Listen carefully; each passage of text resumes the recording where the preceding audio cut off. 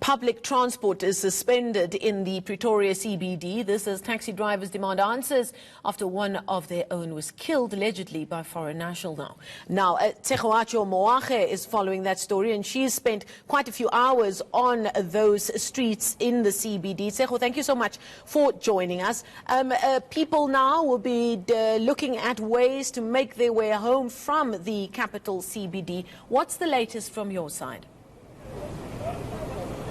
Good afternoon, Marcel. So where I'm currently standing, I'm on Struben Street, and as you can see that there's a fire engine behind me that is trying to just contain a blaze that is within this particular building. I'm just going to request my colleague Joe to just show you what I'm talking about here. So this fire engine, they've brought in another one just shortly, and they're just trying to contain this particular fire that is currently underway in this building. And what we understand at the moment is that there are actually cars within this particular building to my left. So apparently there are cars here, and we are told that some of these cars belong to some of the foreign nationals who are actually within, who own these stores and whose shops have actually been burnt as well. So that's just the fire that they're trying to contain at this point in time. As you can clearly see, some of the vehicles that are in there and some firefighters inside really just trying to understand how they can best contain this fire. It has been going on for quite a few hours now, Marcel. So, and I did speak to some of the foreign nationals.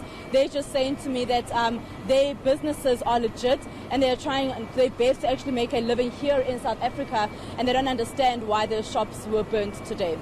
Indeed, and also a worrying trend with foreign nationals more often than not being on the receiving end of angry locals. But speaking of angry locals, you've now been speaking to the various stakeholders in this standoff that led to these destructive scenes in the CBD. You spoke to some very angry taxi drivers who were accusing the police of being involved. There are elements of drug dealing and other criminal elements.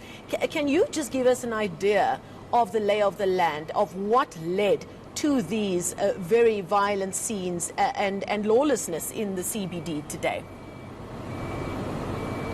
Of course, Marcel, you would remember that yesterday a taxi driver was shot and killed by what they say was a foreign national in the CBD.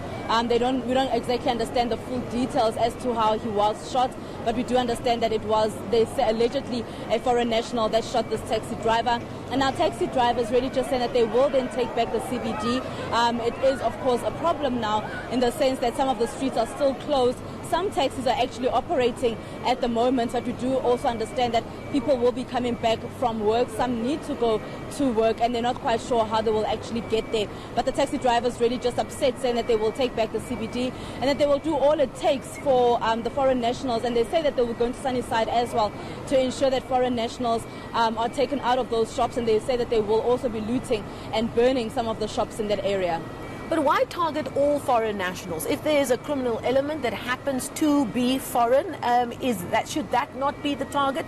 Why are they taking this fight to all foreign nationals?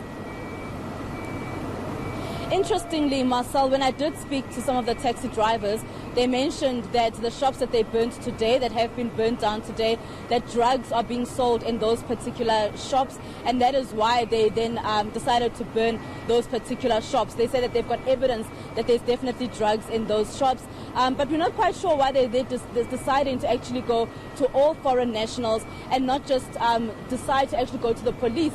That's another thing I did ask them as to why are they not going to the police to ensure that everything that is they say is illegal is taken out of the city of Tshwane. But they are also claiming, and there are allegations that some of the police officers actually work with some of the foreign nationals in dealing with these drugs. So a lot of allegations being thrown around and a lot of claims also being thrown around, Marcel.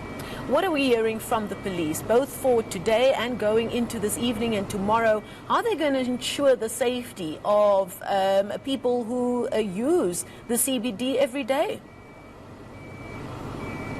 Absolutely. I did speak to the Gauteng Police Commissioner a little while ago, and he mentioned that more police officers will be deployed into the city of Tshwane, and areas like Sunnyside, where we do know that there are foreign national-owned shops there.